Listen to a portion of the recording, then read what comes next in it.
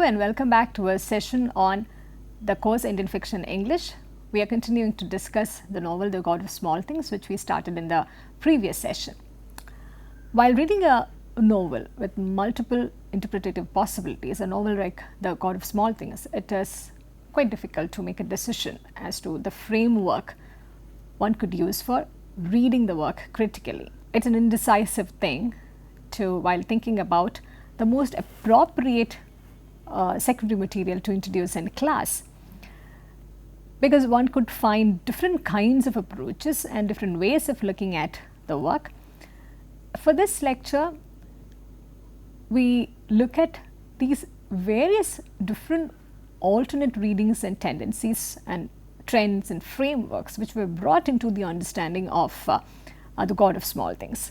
You would be surprised that the range of critical material which exists about the God of Small Things and the many perspectives this novel opened up for discussion. And the objective of this lecture is also to showcase and take you through a journey of these varied perspectives, which would perhaps open up avenues for you to understand the space of Indian fiction itself in a different way altogether. I begin by drawing your attention to this short essay which appeared in the EPW titled Older Than the Church, Christianity and Caste in God of Small Things. This essay by Ajay Sekar draws the title Older Than the Church from a certain passage which appears in the novel. If you could read through that passage, this is how it reads at the outset of the novel. It actually began thousands of years ago, long before the Marxists came, before the British took Malabar, before the Dutch ascendancy, before Vasco da Gama arrived, before the Zamorans' conquest of Calicut, and a range of things like that. It could be argued that it began long before Christianity arrived. What is the it being referred to here? Yeah, that's what makes this reading extremely interesting. The reference is to caste, the practice of the caste system, and the varied ways and the interesting and sometimes unfortunate ways in which it operates.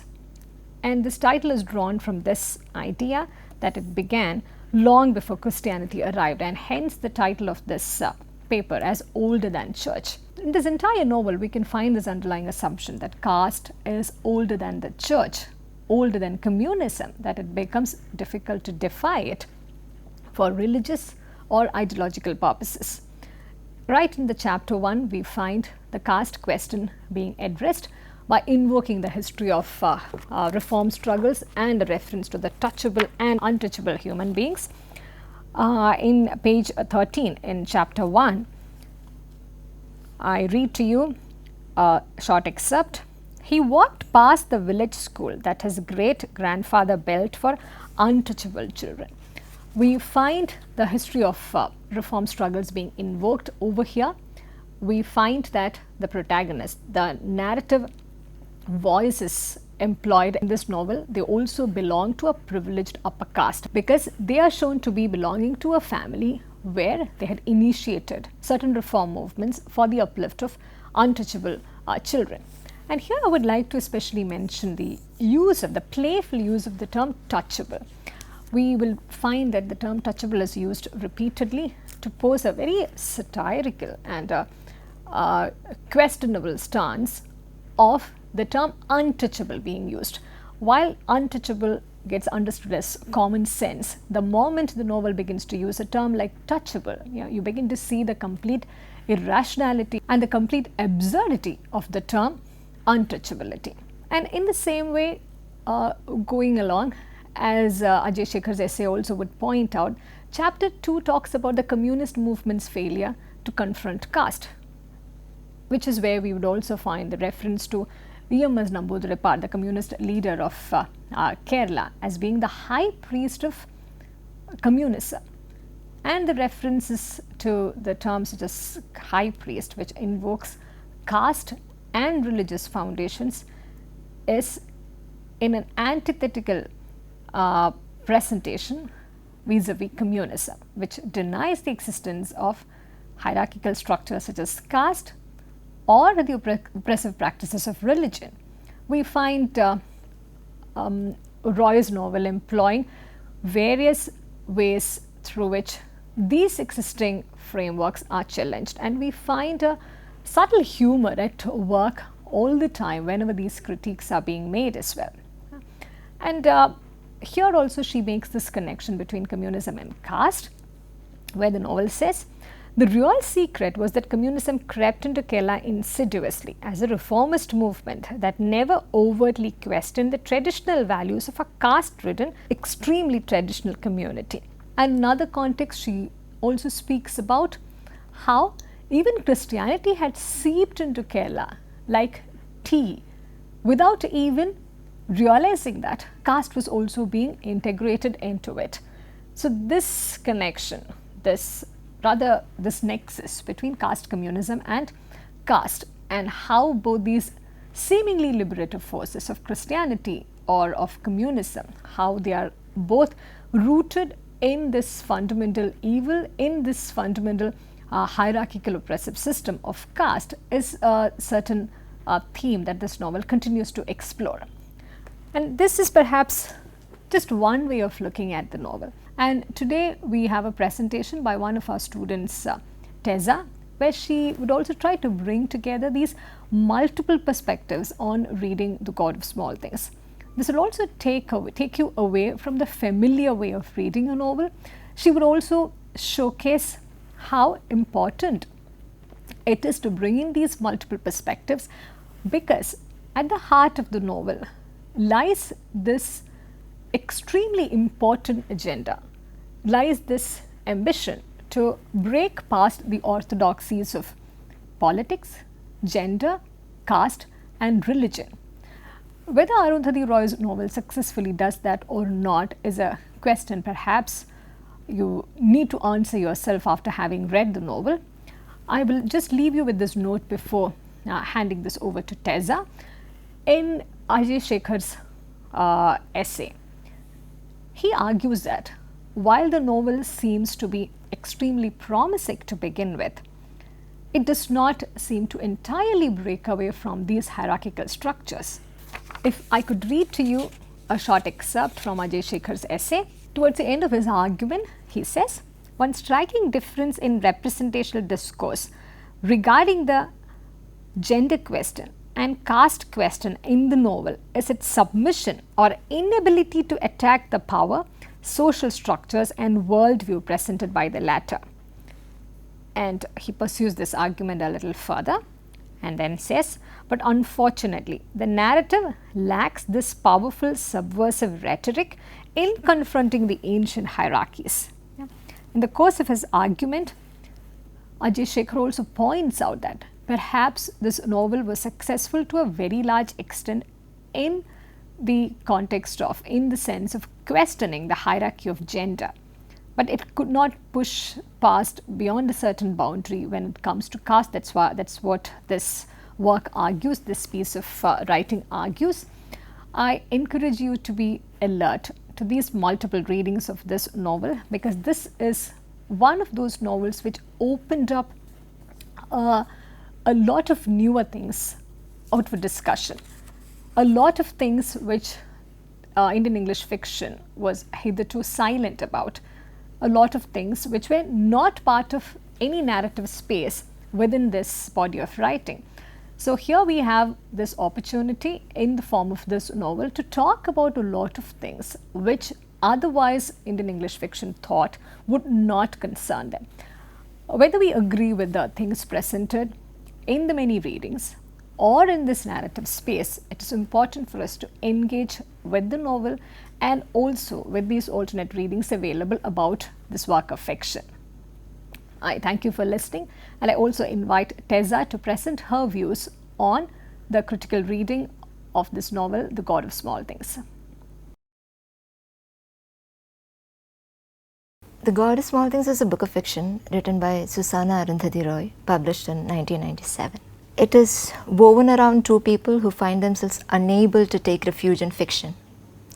And hence the book requires you to instinctively collude in the conspiracy of its fiction, taking care not to decimate it with adult carelessness or affection. It is, after all, so easy to shatter a story. The fiction of God Small Things, if we follow the line of this thought, was shattered almost immediately. In 1997 October, it got bookered, and Roy became that girl with the Booker tattoo. Widely read, applauded, critiqued. Interestingly, in her novel, Roy pays tribute to that earlier Booker event, which chutneyfied history and pickled time. Maybe there is more preservative in The God of Small Things, and maybe we should take it with a pinch of salt. There is, of course, God. A big God, the structural, the political, counterpoised against a small God, the personal, the private. And in Roy's fiction that prevaricates of the big God, there seems to unfold a conversation with the small and unimportant God. There are, of course, other gods, some comically celestial, inhabiting calendars, lending his ears to delighted litanies of scatology, and others, tragically human, inhabiting a less than human existence. The gods may be understood only in relation to the small things. Two small things, unidentical, people the pages of this story. Twins though they were, the confusion it seems lay in a far deeper place.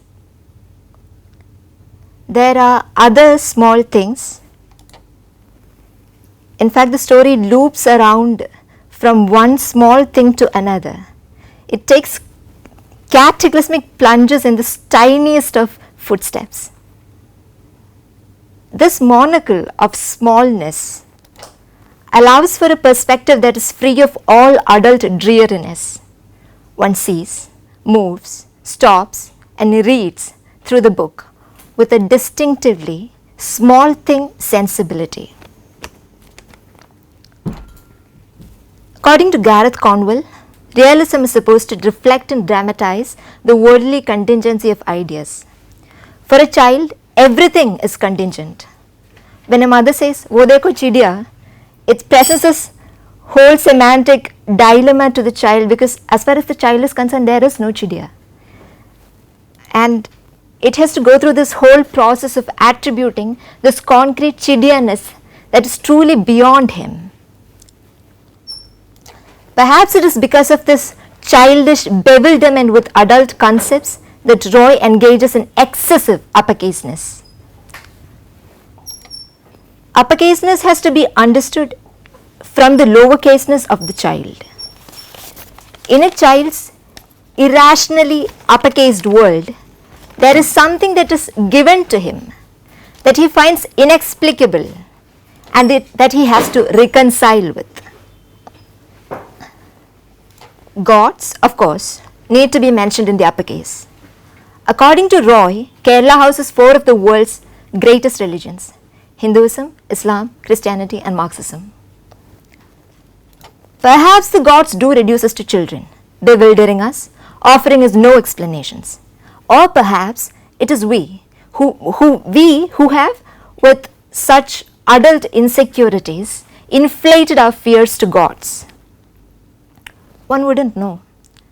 And hence the uppercase, this indiscriminate uppercase. The sense of history that God of Small Things gives us is one that is narrated through memory, where a small God mediates the incomprehensibility of a big God determining history and its laws. The instance on the slide happens on a train, on a Sunday train. Rahel encounters a woman who is coughing out phlegm, wrapping it up in Sunday paper pieces that she tears up from the papers on her lap, neatly forming packets and arranging the packets on the vacant seat opposite her as though she is setting up a phlegm stall. And all the while she is talking to herself in the soothing and consoling voice. One has to approach God of Small Things with this knowledge that there are huge tracks unremembered. And yet when the terror strikes, it is translated into a history lesson for all of posterity. It is from the history house that terror chooses to begin its pantomime. Intertextuality. Intertextuality of the novel covers this plethora, ranging from the twins' bedtime Kipling to the quoted and misquoted Shakespeare. The narrative goes as far as to engage Captain Baron Von Trapp from The Sound of Music, which they are watching for the third time, in a conversation with the disowned twins. There are strands from the Mahabharata, Karna's oath and Bhima's revenge, that are pelted into the text through Kathakali. One finds the twins trapped in this bog of a story that was and was not theirs. Kathakali, the art form itself, is interlaced into the text through the artist's sense of loss and as an evidence to the change to which the landscape of WeMen has succumbed. There are plenty of women in the novel, and these women are made sense of in relation to the man.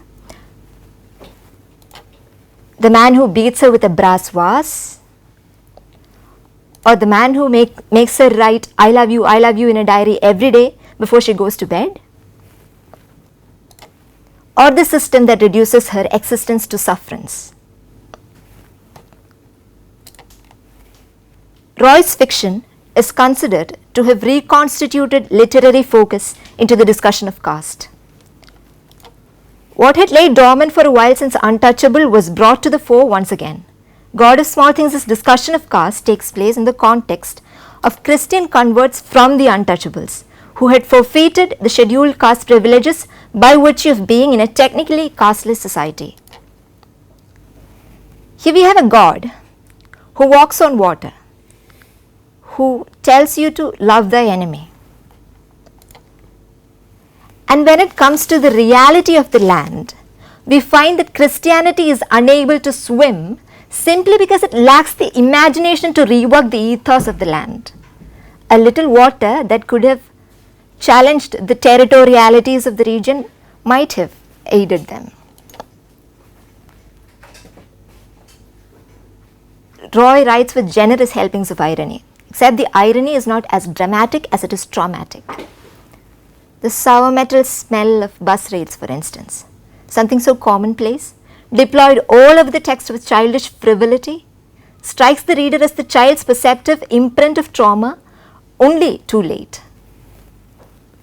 The quip of the touchables, so ubiquitously found all over the text, it just strips naked that deluded logic of its opposite, the untouchable.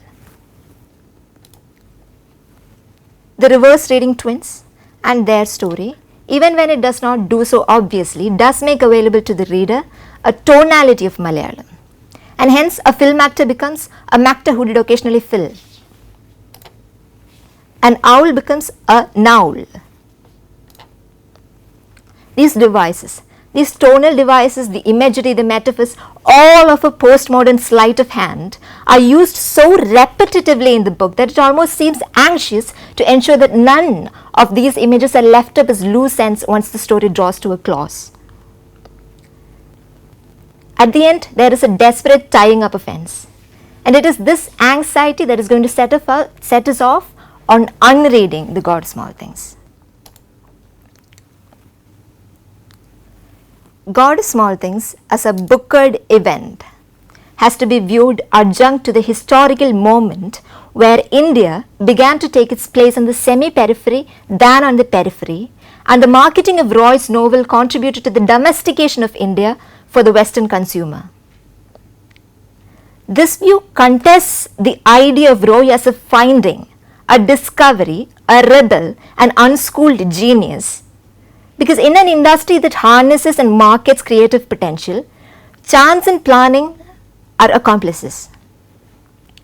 Chance serves as an alibi for the planners, and hence God of Small Things is a conscious retail attempt. God. Where Velutha is characterized as an exceptional, unsafe paravan, a standalone, Tabish Khair posits the Hiranyagarbha Syndrome of Indian English writing. The argument is that the subaltern becomes narratable only if he is absorbed into the discourse of the upper caste, if not explicitly, then by likening him to a Brahmanized god with upper caste virtues.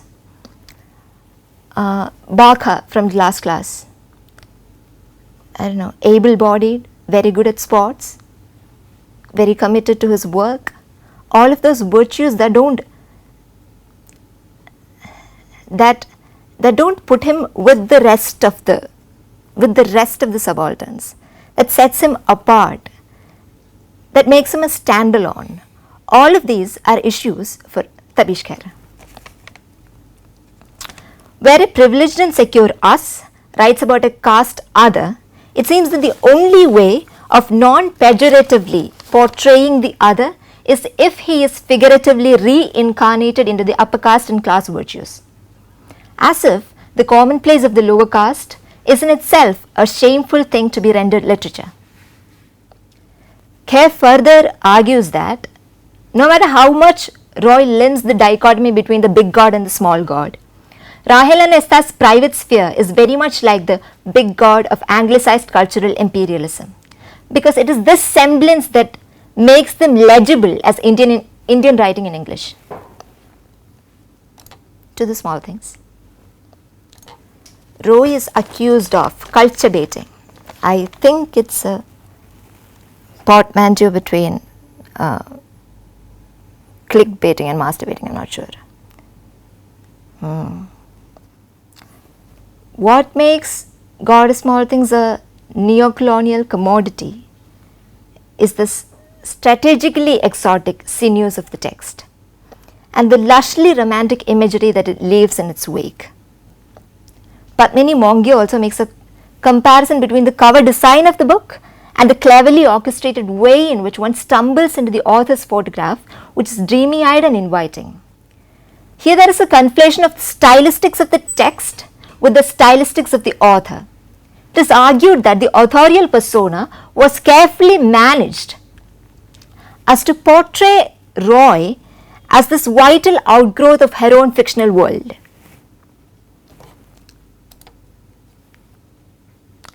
What exactly is Roy capitalizing on?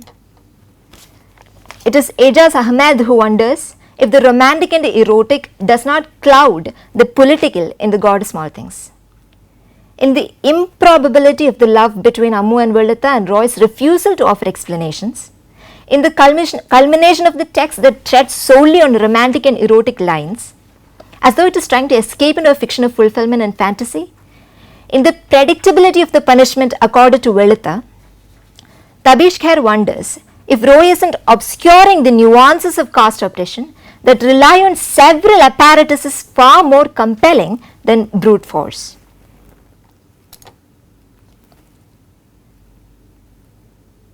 Kathy Caruth identifies the possibilities of trauma and the opportunities of revision that it creates.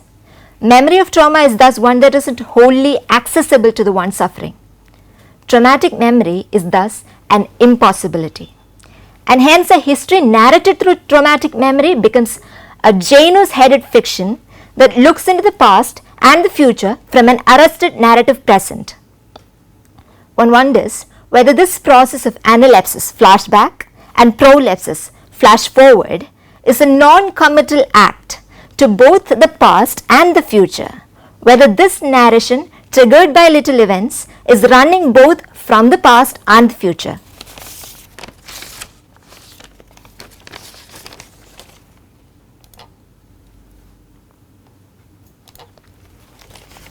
In the argument that Roy is trying as much to profit from the commodity culture that she is trying to critique, her depiction of truncated Kathakali performances becomes problematic.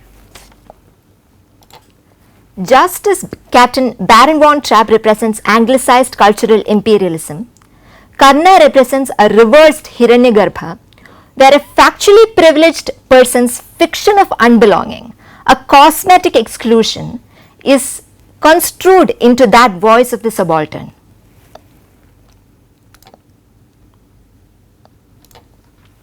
Feminist readings of the text applaud the confluence of the personal and the political because it involves an acceptance that there are certain kinds of politics that are to do with the interpersonal relationships than with grand narratives.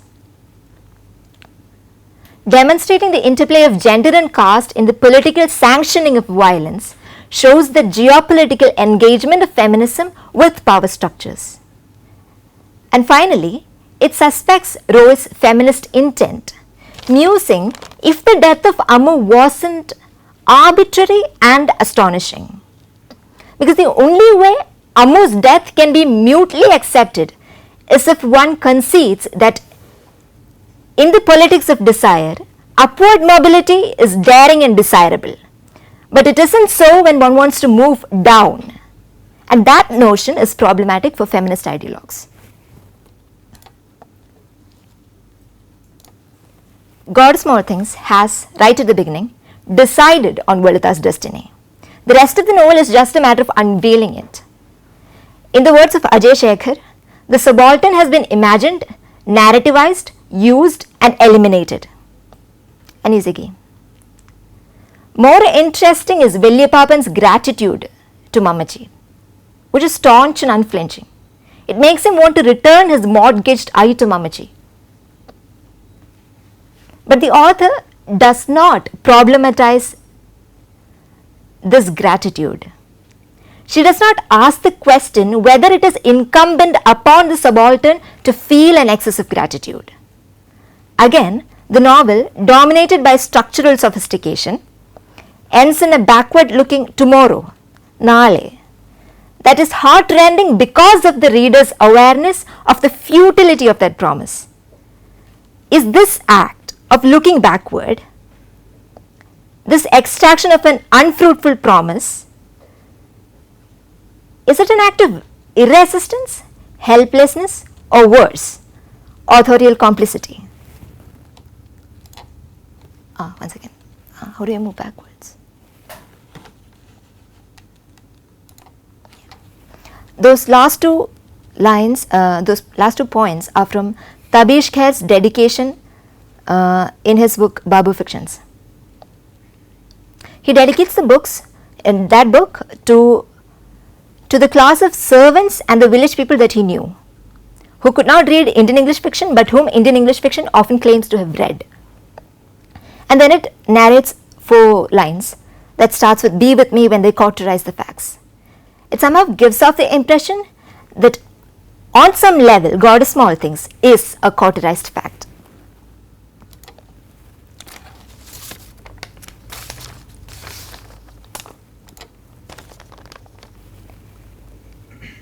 There is sheer biting sarcasm and just stinking